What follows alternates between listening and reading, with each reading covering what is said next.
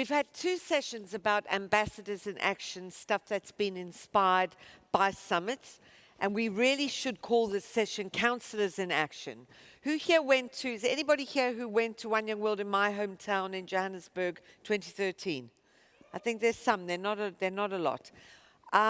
Well, at that summit, inspired not only by the delegates but also by other councillors, were inspired who went through networking and discussing solutions themselves, just as you've been doing, and they started a new social entrepreneurship movement in Africa.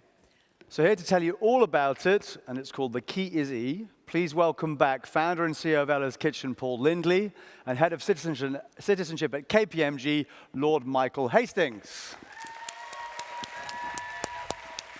Take it away, guys. Thank you. Thank you. So the last session in this auditorium, and you've got the key is E. And I was thinking E is the end, but I was also thinking maybe there's some other words that E might reflect how you're feeling. Maybe you've enjoyed the last 3 days, or maybe you felt the last 3 days in this room have felt like an eternity because you've spent your whole life in here.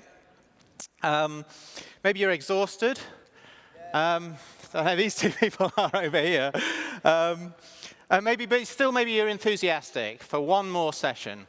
But the question I wanted to ask is, have you got energy? Yeah. Yeah. Yeah? Okay. 45 more minutes, 39 more minutes we've got. So, Well, the story of how Paul and I met, and the story of how the Keys E developed, exactly as David and Kate said, was because of One Young World in 2013. So we were in Johannesburg. We'd never encountered each other before, and there was a third person in the mix. And we met in the bar of the hotel where the councillors were staying. And that began a conversation. It was an amazing One Young World event. It had a very dominant African theme to it, and we began to talk about how to embed effective solutions to change the basic economies of Africa's countries, the little people, from the care of children right the way through to the prospects of small entrepreneurs. And Paul had just met also an amazingly interesting character called Emmanuel Jal. So Emmanuel was a councillor that year, and his story is incredible. He grew up as a child soldier in Sudan. He spent 7 years in a camp and on a battlefield without going to school at all. He escaped into Kenya, and he's used that experience to be a hip-hop artist, an internationally recognized hip-hop artist, and a political activist for change from experiences, taking bad experiences and bringing good from them. And we happened to have rooms next to each other at the hotel, and we got to know each other over 4 days. And I started off thinking, I don't know what me and Emmanuel are going to have in common. I doubted we had much in common. And by the end of the 4 days, it turned out that we had everything in common, and we looked at the world in exactly the same way. And I can think of 4 things that we spoke about over those 4 days that culminated in us deciding to try and do something from the inspiration that we got from One Young World that year. And the first one was reflecting on the days that we spent in the auditorium a bit like this. And it was about how everything that was discussed was a serious global problem.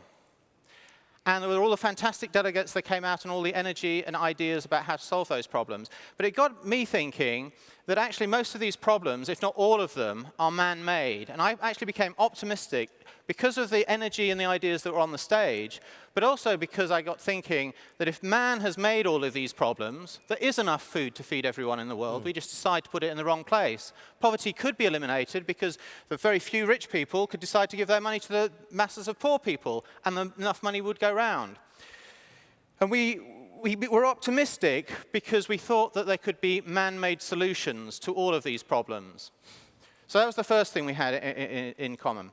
The second thing then was we realized we dedicated our lives, professional lives and our personal lives, to children. We both believe that the point of us being on this earth is to leave this earth as a better place for our children than when we found it. And I've set up a baby food company, and he's gone off and trying to engage young people with music. And we think the children are the future. That's the point we're being here for.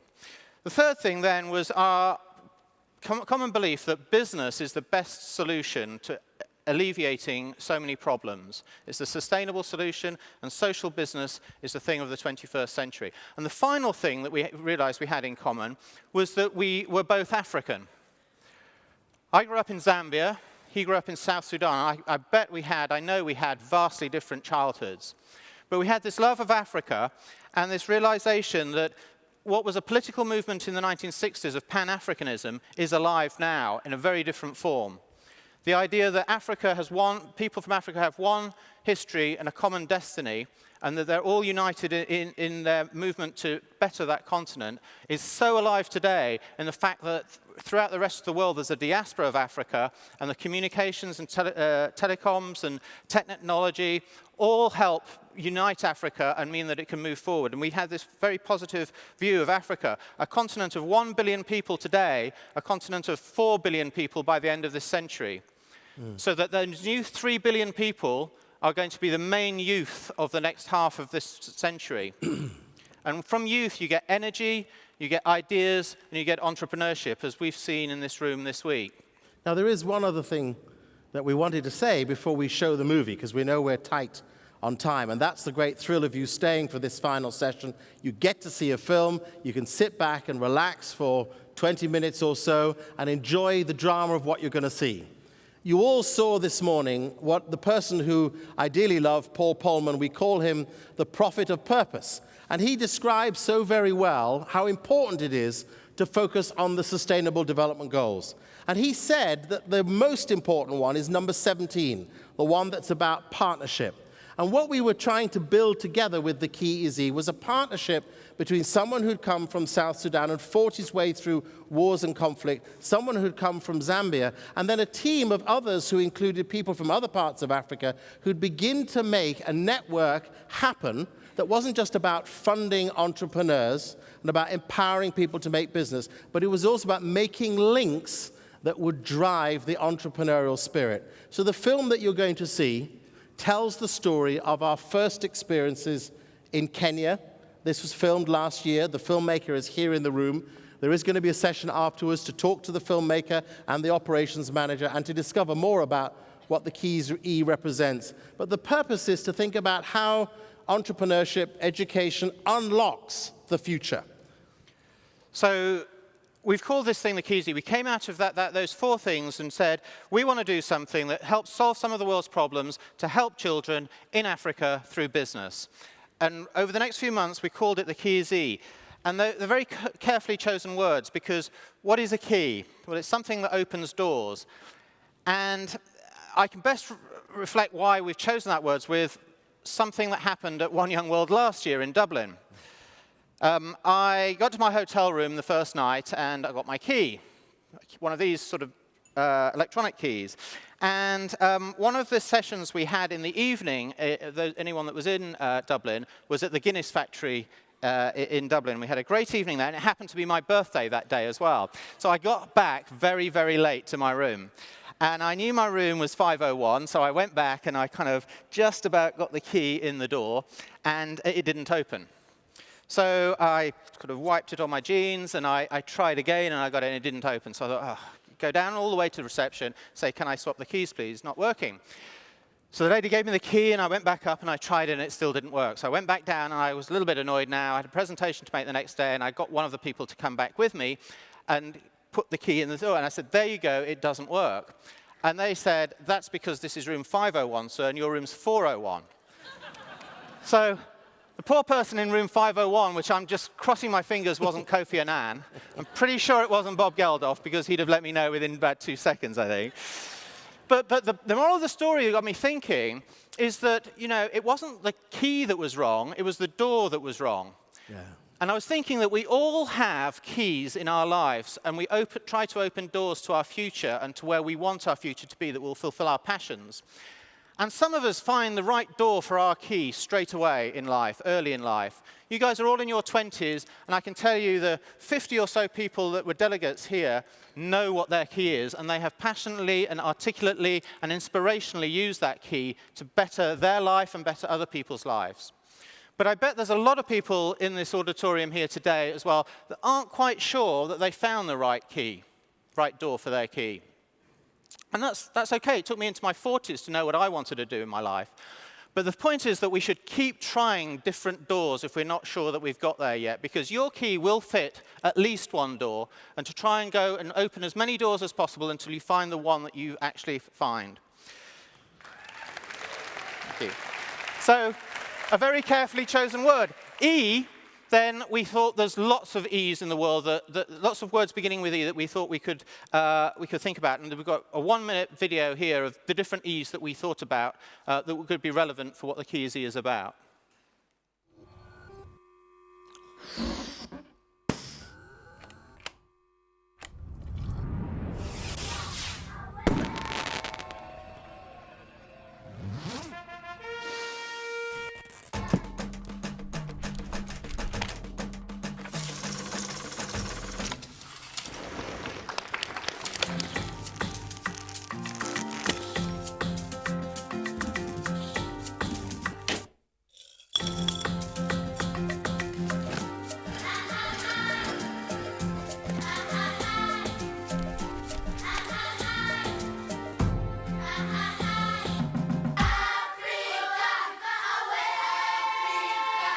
So every one of those words is relevant to the things you've been discussing this week, and all of those things are ways that we can change the world. So we had to choose what keys. We had to focus on some E's that were our keys to help children through social business and through growing social business, so that we could create wealth and create social good from that. And the 4 keys that we chose are entrepreneurship and education.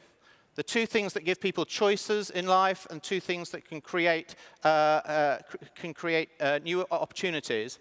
And engagement, like what you're doing here in networking and having access to engaging with people who can provide finance. And empowerment, giving people confidence that they can change the world, no matter how small that they are.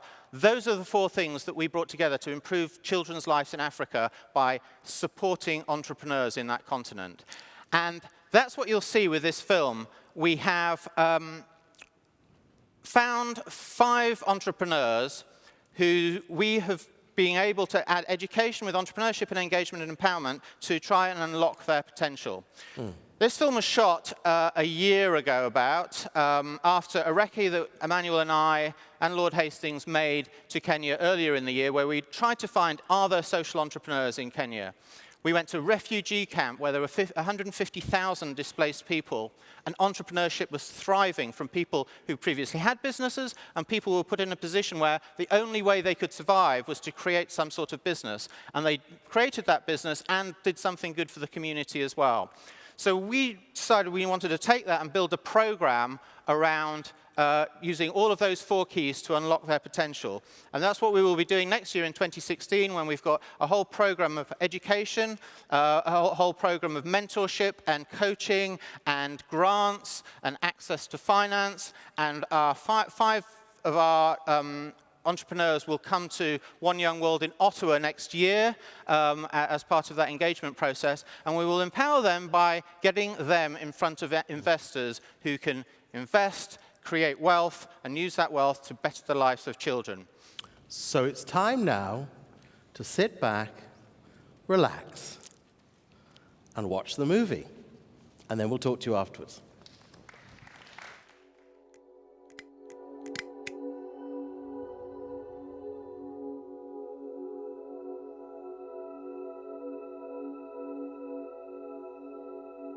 With a mission to impact the lives of children across Africa's continent, 2 friends, internationally acclaimed hip-hop artist Emmanuel Jal and award-winning entrepreneur Paul Lindley, founded a social enterprise. The key is E. Its aim: to invest in social entrepreneurs in Africa whose businesses positively impact the lives of children. Our first stop, Kenya. I'm in Kenya. I'm going to be with Paul Lindley, so we'll be traveling around looking for entrepreneurs that we can invest in. We're finding entrepreneurs whose businesses socially benefit children, so that we can help them grow their businesses and therefore grow their impact with children. If we find things that have got huge social impact for kids but don't really have a business model, I won't invest, because they're effectively charities. Paul Lindley grew up living in Zambia, His first company, Ella's Kitchen, went from a startup to generating sales of over $100 million in less than 9 years, and is now the biggest baby food brand in the UK. I've invested in other people, and that's a form of impact investment, investing not expecting any return, and I've done that all my life. Emmanuel Jal fought as a child soldier in South Sudan until he was rescued by an aid worker. He has now become an international hip-hop star and activist for human rights. In words and lyrics, he tells the story of his amazing life. We've both grown up in Africa and we had these vastly different childhoods, but we found that through those different childhoods we'd actually looked at the world in exactly the same way. He has more experience when it comes to business choices, but I kind of like still struggling a bit in trying to making the choices. I kind of like move with the passion and what I see there. Yeah. I think Emmanuel is going to want to help everybody, and I think we've got to get some focus. This is about finding entrepreneurship that can change the world, so it's really important that they have a business model and that's sustainable. It may come over as the right thing or the wrong thing on film, I don't know.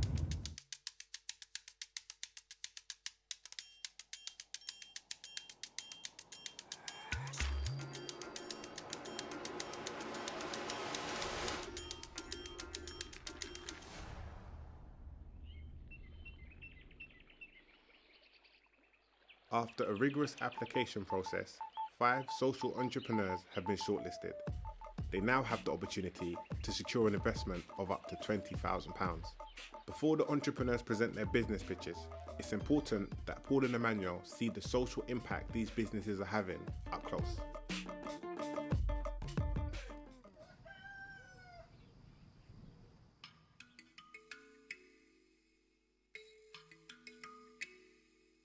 I'm Paul Payne, General Manager at the Key Z, and this is Cecilia, the first entrepreneur pitching. Whilst in Kenya, I'll be making sure everything runs as smooth as possible. So how do you feel about pitching? Have you done a pitch before? No, I've not done that before. I've mixed reaction, but most of it excitement, because it's a learning process, it's a stage in life, so I would want to take the challenge. Okay, so if you need any help, then I can help you before, and then I can communicate with you. Yes. And on the day, I can spend some time with you before you go inside and you pitch. Yes. Okay, my name's Cecilia Acheng Ayot. I'm the director of St. Martin's School and Daycare Center, and also the coordinator of St. Martin's Catering Group. How many teachers have you got here? 12 teachers. And how many different classes? 12 classes? No, we have like the baby class, nursery and pre-unit, those are 3 classes. And then we have grade 1 to 6, those are 9. Okay. And then we have extra teachers who take specific subjects. Is this human waste in here? Yeah, but now it's far much better because it has rained, so this is clean. Wow. Look at this. Atuimbieni, tushafika. Si muimbe.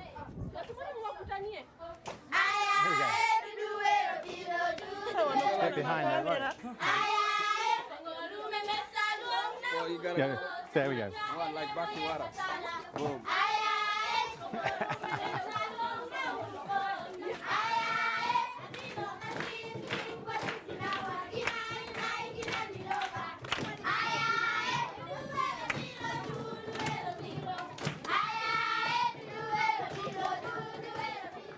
I was a very bright student and a bright member of my family. But when I gave birth, everything turned and my father became so violent. My brothers looked at me as a bad girl, as a prostitute. I ended up in a very abusive marriage and it was very difficult for me. So I just didn't want to see any young girls from Kibera go through the same, or any small kids come from the same families. I'm so passionate about the school program, and mainly because of my life experience.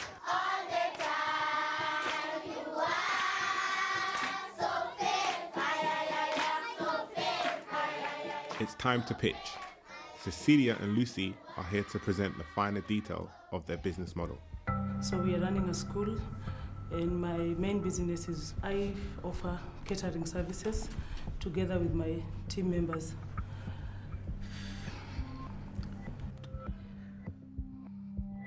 These are some of our teachers. We've hired them, but it's more of a voluntary because whatever we are giving them, I will not be ashamed to say, we are giving them between 6,000 to 7,000 a month. So it's not really enough to sustain them. But we hope with time we'll improve and we'll be able to give them what can keep them. St. Martin's Catering Group is a small catering business that provides services to events and corporate functions. 40% of its profit goes towards running this school. Averagely, we are looking at around 3.7 million Kenya shillings that we hope to invest in mainly equipments, which takes a huge amount of the money. The other thing that we need to invest in is marketing and advertisement, which is very key in our catering industry. The only sunshine, you make me happy, our dear visitors. You never know, dear, how much we love you. You take our sunshine away. The next day, we were in the heart of the Kibera slum to attend the St. Martin's School graduation.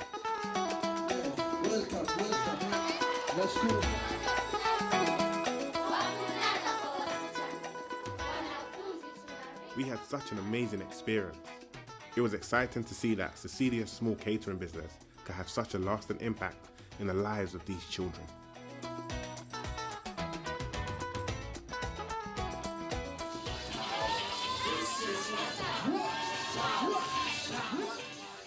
We could averagely get like 3 moderate events that would give like 150 each per month. If you did 8 or 9 events like that one, you could repay the loan with the profit that you'd made from that over 2 years.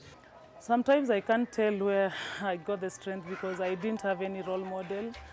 The only few interactions I had was either watch news or read an article of some woman very far from Africa doing very well. For me, success is the ability to impact on somebody's life positively. I was really impressed again by Cecilia. Although it took a little time to understand what the money brought, how much it was, and how much that they have got. I believe there is the capacity there to do these more events. I mean, I'm quite shocked about the profit. 420,000. One event. Do you know how big is that? That's for? big, right? Education was the key that saved Emmanuel from leading a destructive and turbulent life. He now passionately fights to advocate for children to have this same privilege. You know, peace was robbed from my childhood. I was born in the time when my country was at war, so there was a lot of conflicts. By the age of 7, my father gave me out and I became a child soldier when I was 8. We were forced into eating things we don't eat in our culture, like vultures, snails, snakes, frogs, anything we could find then. And when everything was running out, I was actually tempted to eat my comrades. A friend of mine died, and I was tempted to eat him. Some soldiers started eating dead bodies. I was rescued by a British aid worker called Emma McCune when I was like 11, turning 12. And she smuggled me to Kenya and put me in school. To be smuggled into Kenya and put in school and get to experience a new life, it put me in a situation to say, look, I am lucky that I'm here. My scars are what got me this far, and now I can touch the stars. I think people in Africa are so entrepreneurial, partially because they have to be. There aren't formal jobs here, which has led to people setting up businesses all over the place. The street's full of them. And the question is, can they think beyond trading and just making a living to creating wealth and creating change from that wealth? It's difficult for individuals to actually acquire wealth. If you earn $10,000, probably 1,000 is gonna be what's gonna come to you. And the rest, you have extended family. All of those people are part of you. When you're successful, they have to have a cut.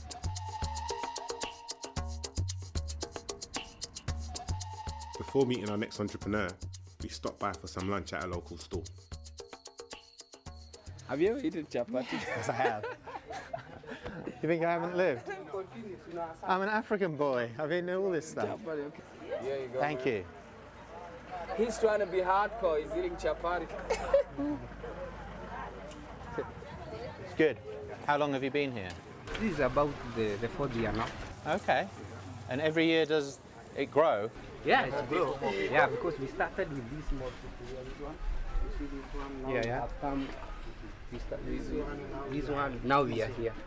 Who is the person who sets the prices and does the money? You know, in Kenya, you should set your prices.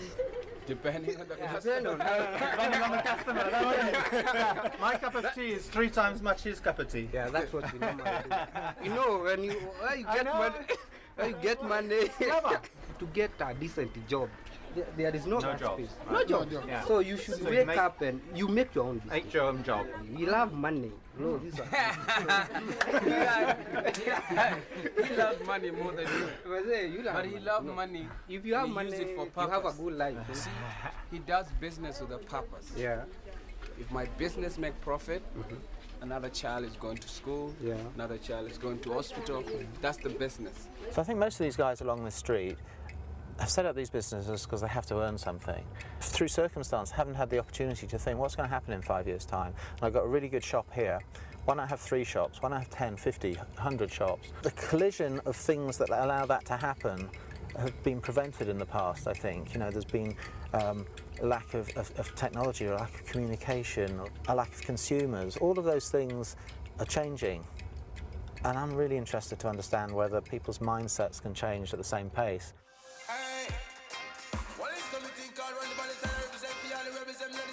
The next social business was located in Dandora, one of the roughest areas in Kenya. For our safety, we had to have some of the local influencers escort us to the heart of the ghetto. Hello everybody, I go by the name of Giuliani, a hip hop artist in Kenya. I run a company called Dandora Hip Hop City. When we were young, man, these were my streets, you know. There was 2 options. You either become a thief or you become a thief. Dandora Hip Hop City is a concept that Giuliani is trying to develop. It will provide space for young aspiring hip hop artists to develop and monetize their musical talent. It's music, arts, and business. Right now is the only alternative when it comes to youth employment and reducing crime in neighborhoods. No other way.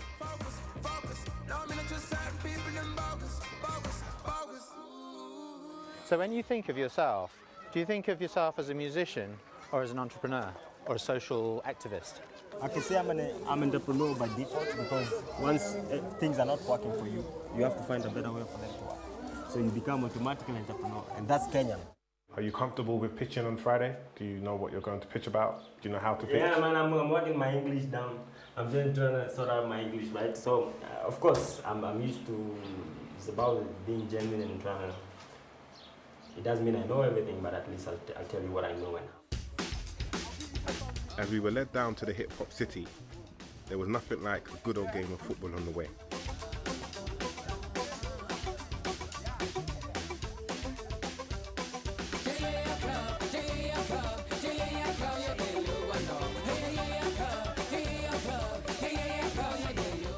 This is like a big economy, like a lot of money is being made from this dumps. Like recycling? Recycling, but now the government is trying to introduce new ways of doing it, but there's a little bit of resistance. Eventually the government will get rid of it, but... this is like a government place. This is where the government comes and dumps stuff. Yeah, the whole Nairobi. Yeah. The whole Nairobi dumps the stuff. It's really huge. This used to be a playing ground and everything changed. Maybe half the people here are like children? Yeah. Are they going to school? Most of them go to school like these ones. These are supported school. They are all over Kenya. Yeah. It's called Bridge. So it's not a government school, it's a charity school or a... charity school. Sure. They don't go to school because of this dumping site. Instead of going to school, they are waking up early in the morning, they are going to search. You make the money here, or you do that or get into crime. Yeah. We are like the lucky ones who never did it. Like if I show you the people that I grew up with, yeah, it's a little bit sad. It's a little bit sad.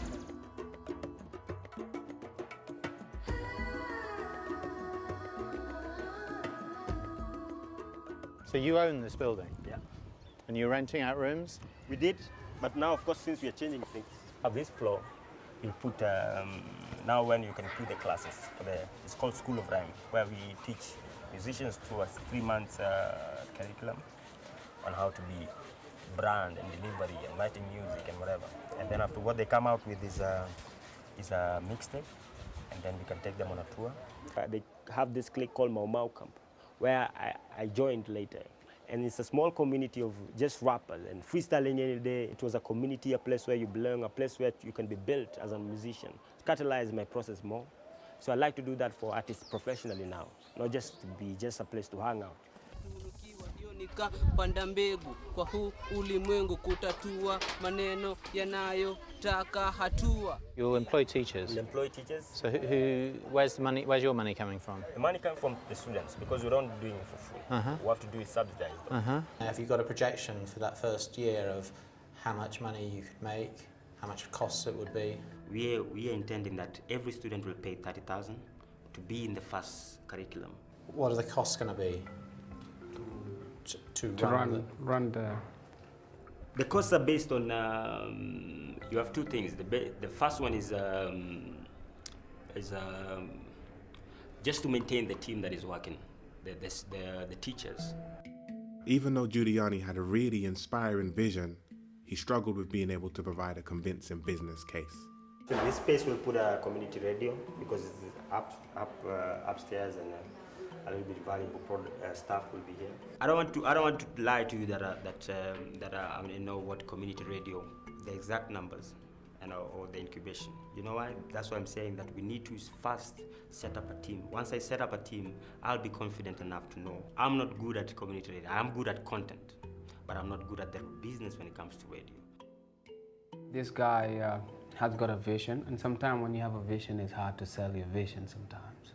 I just like the project. I don't know what. Do you think you get your money back 2 years later? 2 years later, I think I can, but I've never invested in getting my money back. He's creatively fantastic. He's socially inspirational. Yet he gave a really, really bad pitch and answer the questions. I thought, because he didn't know numbers. He didn't ask for anything. He had no idea of what numbers, turnover, profit, any of those things. You can't go and ask somebody for money. You can't on a commercial basis and not have any of those things. The heart of this program is not about finding a social cause and just supporting it. It's about finding a social cause that a business is trying to solve and they can do so sustainably. Or any person that I find trying to use their skills or their business to try to create change, I want to do it. I want to support them. I'm different with Paul. Paul thinks ahead of it. But me, I'm more like, okay, your idea is cool. I like you, and then here, go on with it. To be honest, guys, I'm not prepared for what I'm looking for because I go with the flow. I kind of have an idea, but I'll know by the time it's ending. I'm looking for their business acumen today. I know what he's looking for, so I get if he kind of like don't get it, all the social side of it. He'll want to give his money to everybody, and like just spread the love. Yeah, you know, it's called impact investment. Do it with your eyes closed. We've been given a challenge by these young kids. It's a race. If they beat us, we buy them lunch. Do you think you'll win? I'm an old man in this, so it'd be embarrassing. No. If I win, it'd be embarrassing. Man. Never give up, man. Never give up. There's certain obstacles we've got to overcome. Don't pull the trigger, don't shoot another down. There's more to live. We are putting our hope on him. He came number 2. I became number 3. My challenge was to beat Paul, so I'm successful. We are winners. We fight the struggles that they give us. We are champions. Don't fill their prisons. After my embarrassing defeat, I was luckily able to find a local seamstress to sew my trousers back up. We're going to show you the winner. Come and see. This guy was wearing gumboots, and he beat us. Thinking of ways to make a raise without buying into the hype. Let's do this right. If you want Paul Lindley to fund you, this is the secret. The secret is just say, I want children to smile. That is it. I want the children to be happy. I want children to eat nutritional foods. I want children to have an education. There, you don't need to struggle because Paul has a heart for children. He's gonna cry and you get your check. Simple as that. When you pitch, make sure that.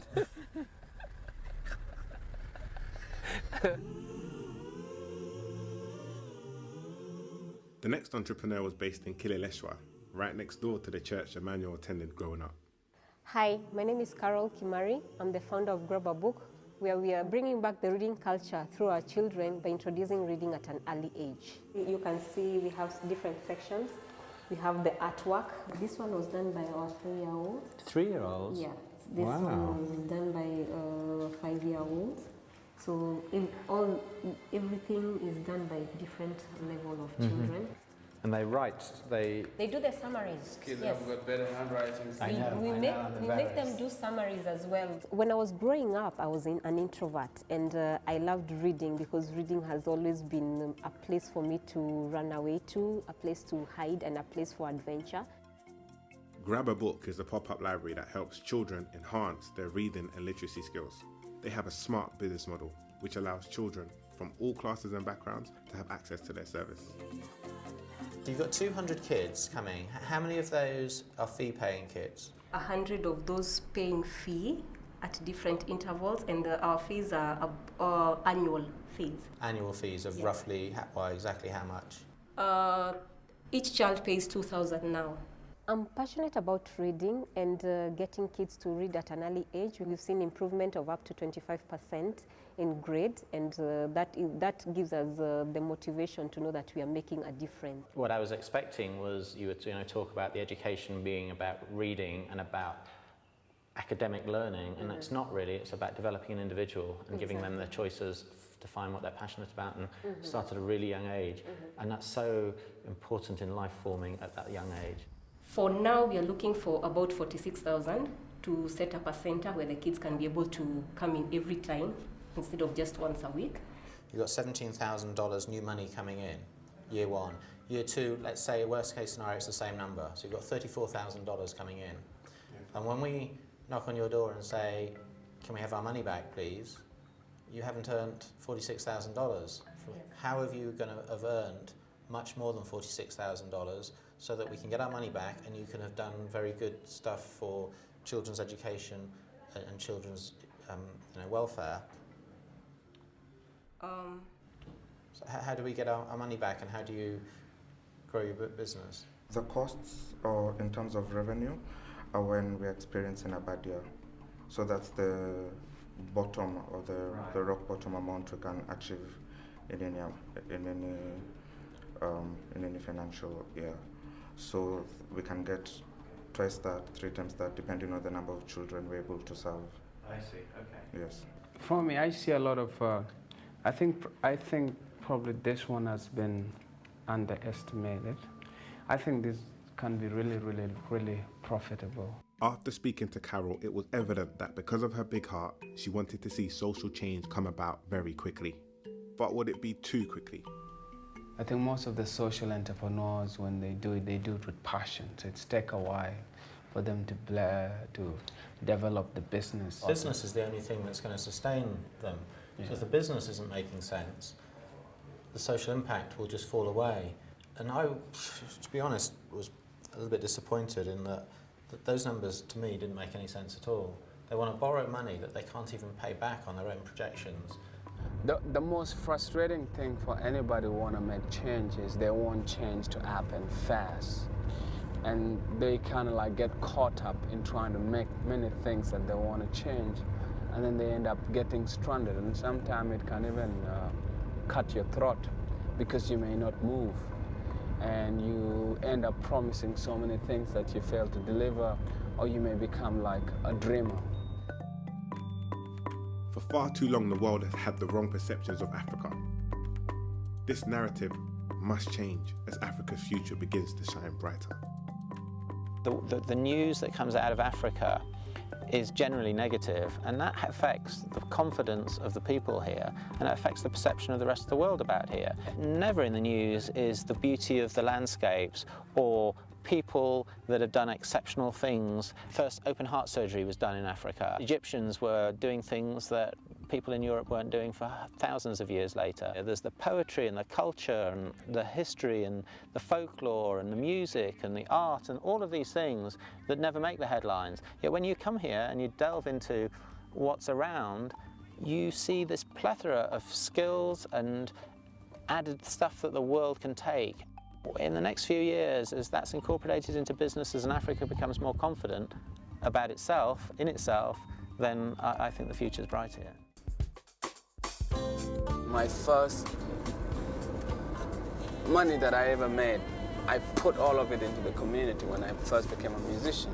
So I kind of like lack that content of saying no to the projects. So now we've got CTC International, Zane and Jeremiah, biggest business, and that can be a good thing and a bad thing. So let's hear what their pitch is for what they want with our specific investment.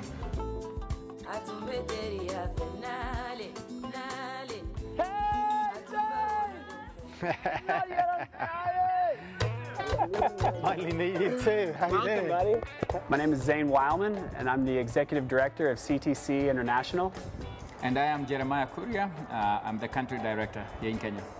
So come on in, we got eggs and bacon and pancakes. This is the Ubuntu team.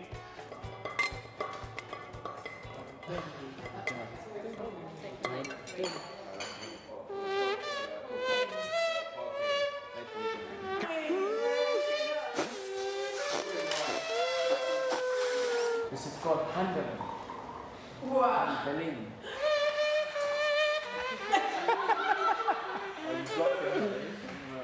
CTC International works in communities and empowers residents to help themselves through business. The founders gave us a tour of their development to show us the work which is underway.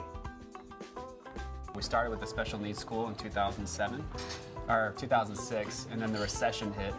And we were like, oh my gosh, how are we going to sustain this? We're losing a lot of our donors. We were like right on the brink of failure. And the mother's like, you can't close the school. We've had our kids have improved so much, because most of these kids are such a stigma when you're born with a disability, which is a huge learning experience for us. We started doing house visits, and a lot of these kids were locked up, chained up, roped up, and not because the mothers wanted to. They're mostly single mothers, and they would have to go out into the shamba, the garden, to bring food in. They have 4 or 5 other kids. And so they would have to leave these kids at home. So they would have to chain them up or lock them up while they went out to bring food back home. Art is a form of a therapy. It engages you for the moment. Now they're in heaven. They get to see heaven.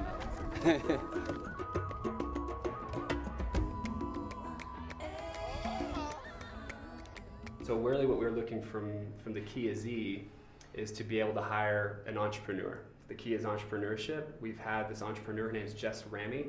With her being able to come on board, it would allow us to scale up, employ around 65 to 100 new full-time women, which the trickle-down effect on that is about how many children? You average 5 children per mother. Per mother. Yeah.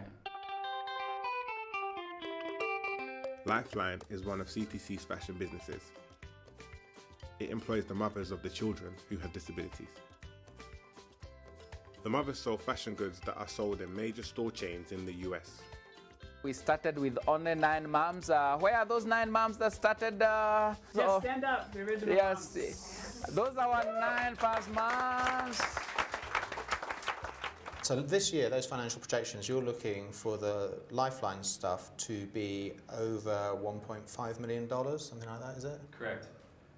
And that grows to what, 2 years later, after you've got this person on board? For just next year, we would do 2.5 million in sales. Year 2 would be roughly 2.8, and then year 3 would be a fairly large leap to 3.3 million. Who's the fastest seamstress? Who's the fastest? Inua mkono haraka moja.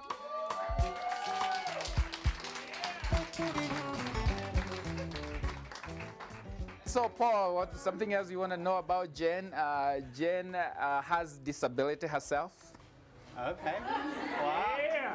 She'll tell you that if it were not for the metal she ties on her hands, her legs would go all over.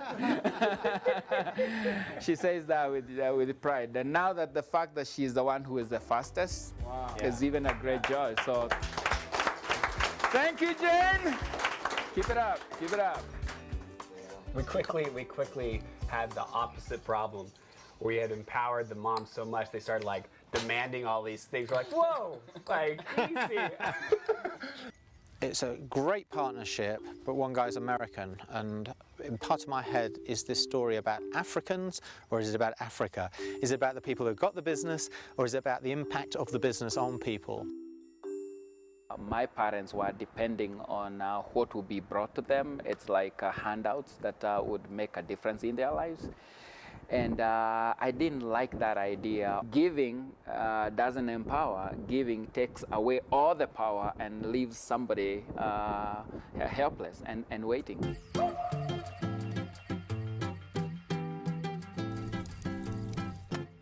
We're off to meet Monica, one of the first mothers that CTC International employed. We started at CTC. That was my first time to have money in my hands. Before she joined CTC, she had lots of struggles. More often than not, her house would be locked by the landlord because she was unable to pay. She has 6 kids, and she is saying having breakfast was a big problem. Sometimes they would not even have dinner to eat. She has made this to be her kitchen. She is preparing her food from here. Breakfast, lunch, dinner. So what's behind here? It's a bed. Yeah, so that's a bed. That's a bed. That's how we all start. So when Zen met me, I was in the same spot. Like I would be in one room with 4 kids, and so from nothing to this, Monica, this is huge. And that's another bedroom, right? It's our bedroom. This. Yeah. She is managing buying a piece of property. She's managing building this home. She's managing paying school fees for the kids. She has been able to do a whole lot.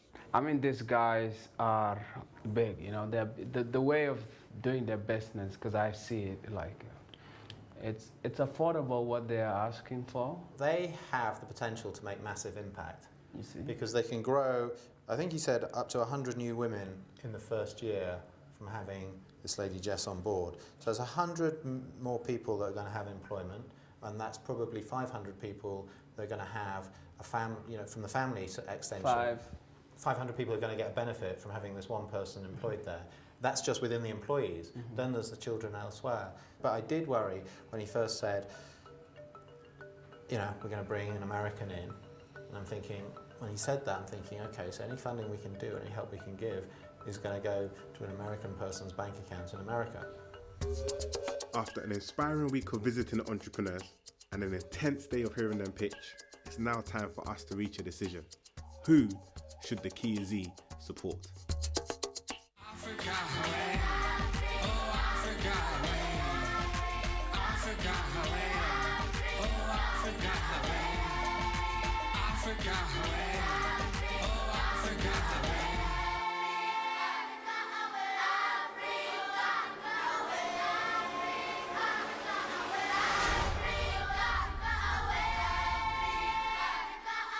Go on, give it a cheer. It's a great film. Thank you.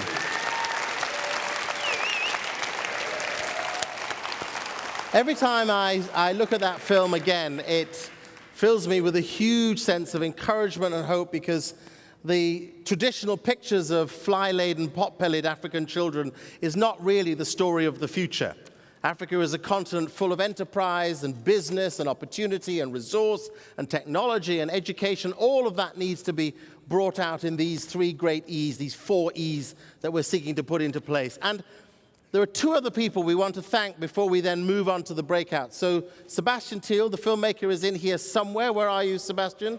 Come on, Sebastian, come here. And Paul Payne, who is the voice of the film. Where are you, Paul? Come on, you 2, up here on the stage. Here, move. Come on. Come on up. Come on up. Come on up. While they're coming up, the story of the Key Z is a story of collaboration. This is, as we said, something that began way back. Where is Paul? Is he hiding back there? He's got to come out. Come on, Paul. His trousers are repaired, so he isn't indecent any longer. This is a story of how we met in Johannesburg at One Young World, how we decided that having met, there was something great that needed to be created that was really about the small people. That was about taking the resources that have been dedicated to children, which is what Paul Lindley has done so brilliantly with his business, and putting that into an investment fund to enable new businesses to begin to thrive. There was another actor in it, and I'm proud to say that KPMG in Kenya provided a huge amount of legal resource and backup and the necessary consultancy to make sure the contracts for investment were all delivered, and that was all done pro bono, and that's KPMG's commitment to make sure the KEZ thrives into the future.